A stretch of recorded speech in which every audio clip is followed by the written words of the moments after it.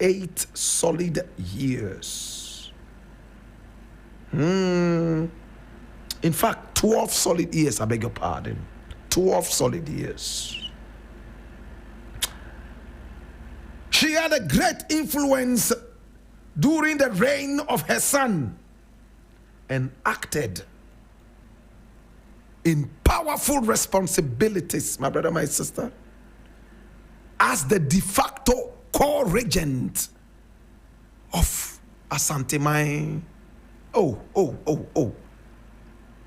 I see students interested in this story. Please sit down, students. Sit down. Yes, Daniel Kwameje. How are you doing? It's been a long time. Mami Glo, all the way inside Texas. Good afternoon to you. And to everybody in the class, please pay attention. This class will last only 6 minutes. And I need you to open your ears and listen with rapt attention.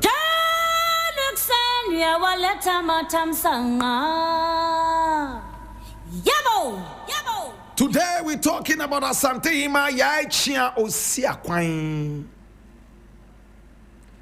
Yaa Akyea Oyiakwan. In this class, we will simply call her Yaa Akyea. Yaa Akyea was born circa, it means around that time, in 1847. My brother, my sister, she was an Asantehemaa, a queen mother, from 1884. My brother, my sister, when she was about 36 years old, until 1896, my brother, my sister, when she was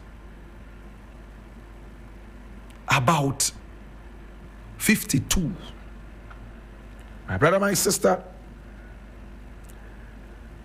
she was born in the Ashanti Empire. She was the daughter of Asantehemaa Yaa Akyea Oyiakwan. And she was such a wild, dangerous woman. I'm talking about Yaa Akyea Oyiakwan. We've talked about her before.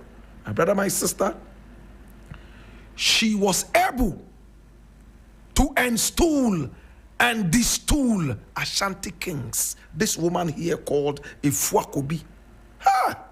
Very powerful. In fact, white people feared her. She was the one who said white people were full of diseases and they were pests on the black man's land, especially Asantehemaa. She called for the slaughtering of all white people, the British and beyond, who came to Asantehemaa. She said their feet were so dirty, they defiled the holy grounds of Asante. Yaa Akyea Oyiakwan. But today we are not talking about Yaa Akyea Oyiakwan. We are talking about Yaa Akyea Oyiakwan. And you know what it means to say Oyiakwan? She builds roads. It's a powerful name. She was the daughter of Yaa Akyea Oyiakwan. And she was born into the Oyoko royalty. And that is supposed to be the royal gate of the Asantehemaa. Shortly after her birth, she started to do wonderful things. It was said that she would become the successor to her mother, Yaa Akyea Oyiakwan. She started to fret because her mother was extremely powerful and stool and destool kings of Asante. What a woman. And her mother chose any man that she wanted. If she saw a certain man full of muscles, six-pack, all she said was, "Braha, now who can? Now your friend was saying, I don't think I want chiame. A free and there.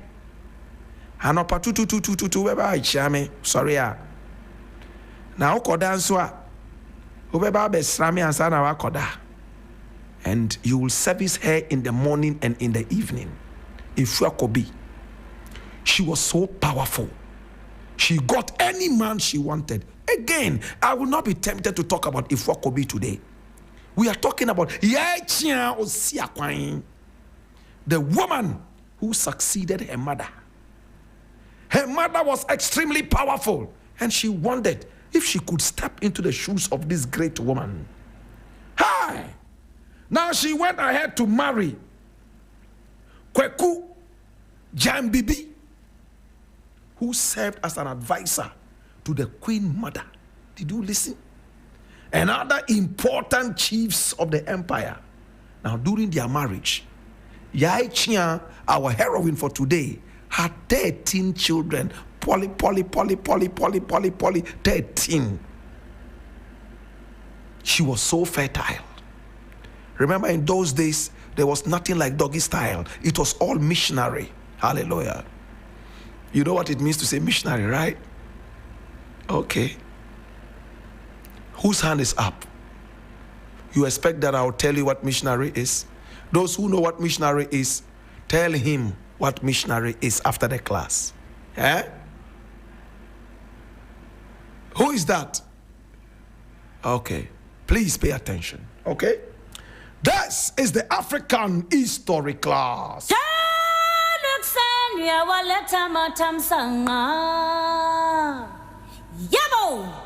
When Efua Kobi died, her daughter actually became the Queen Mother of Asantehemaa in 1884. How many of us remember what happened in 1884? What bond happened? Listen. Listen to what happened. She ousted her own brother, Mensa Bonsu, in 1884. Did you hear me? And Mensa Bonsu was the 10th king of the Ashanti Empire, who ruled from 1874 until he was forced into abdication, into exile on the 8th of March 1883. Hallelujah. So she was also growing in the footsteps of her mother. Powerful. She removed her own brother, Mensa Bonsu, and she exiled both him and their mother. And her son, Kweku II, became king. So she removed Mensa Bonsu, and Kweku II became king.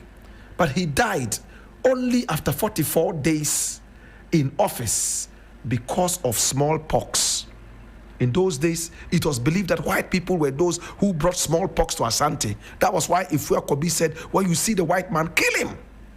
And she executed so many white people because of the deadly disease called smallpox. Smallpox killed this Asantehemaa Kweku II.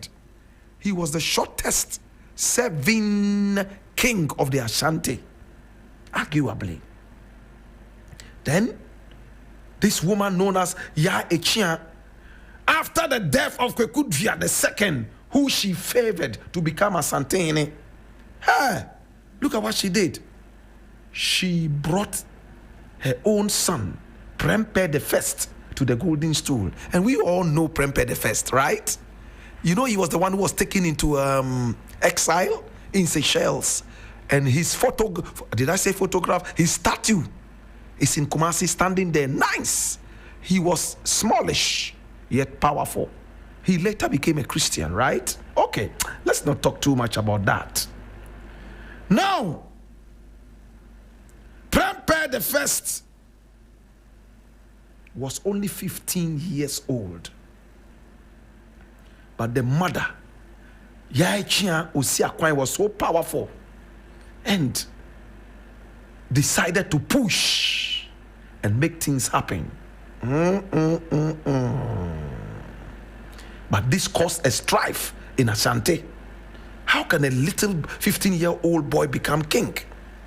There was a civil war in the neighboring Adanse, and she took advantage of the weakened state of the Ashanti and pushed her own agenda. The British were also there fighting. Eish. My brother, my sister, they fought and fought and fought and fought. And this was 18 84, when she became Queen Mother, all these things started to happen. Power play. And then somewhere in 1896, the British were beginning to take over Asante. And then Prempeh I was taken with his mother and some other people from the royal family all the way to Mahe, right there in the Seychelles. My brother, my sister, that was where our heroine for today died. Asantehemaa Yaa Akyea Oyiakwan died in Seychelles along with her son and other chiefs. They arrived there in pomp and pageantry. She remained there until her death in 1917. Kwame Nkrumah was only 10 years, am I right? No, 8 years at the time that this woman died. She remained a controversial figure in Ghana due to her habit of using violence against her opponents. She didn't care whether you were the brother or not. She was more interested in power, and she made sure her son, Prempeh I, ascended to the throne at the age of 15. Hallelujah. Remember, before Prempeh I, Kwekudria was put in there, her own son, and he died after 44 days in power. When they arrived in Seychelles, you know what happened? She refused to drink water. She refused to eat anything. And why did she refuse that? She said her tradition had been violated. They should have been welcomed into the Seychelles with dancing, drumming, pomp and pageantry. If that was not done, she would die in hunger. And immediately, the British asked them to welcome this wonderful queen and her son and the entourage in their own style. Oko, Baba, Boko. No. Asantehemaa Yaa Akyea Oyiakwan. Waba. Yama tenase. Boko. Oko. Oba. Boko.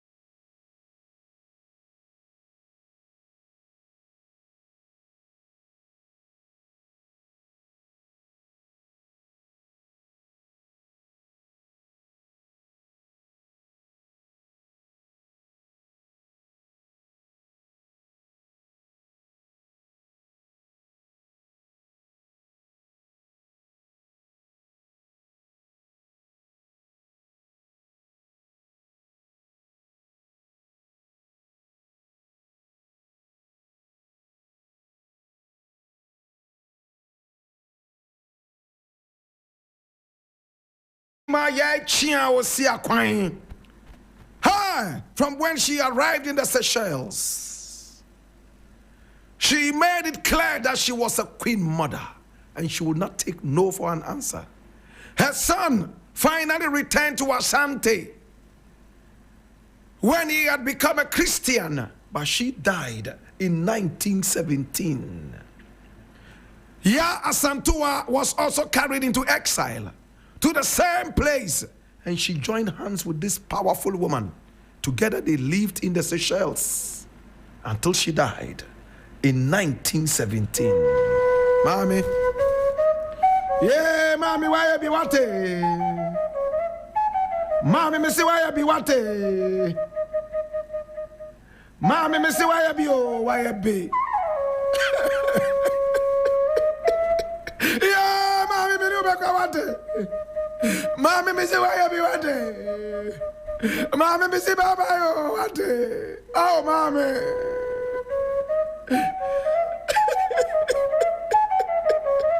Yeah, mommy, me no bako. Me no bako what? Mommy, me no bako. Me say me no bako what? Hey, mommy.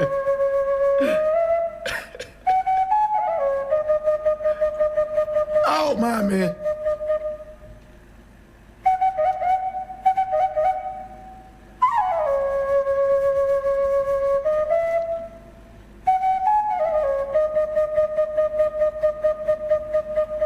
She died, my brother, my sister, in 1917. She said bye-bye to us. Mommy, why you be? Mommy, uni nyaminko, mommy. Mommy, me say why you be what? Mommy, damn for due. Due ni amane uno. Mommy, me say damn for due what? Mommy, damn for due. Due ni amane uno. Due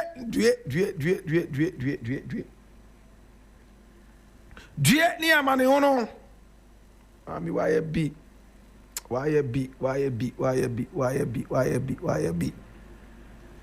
She died in 1917. It ended there. And when she died, my brother, my sister, it was all over in the Asantehemaa that she was gone. Today we remember this great black woman. Asantehemaa Yaa Akyea Oyiakwan.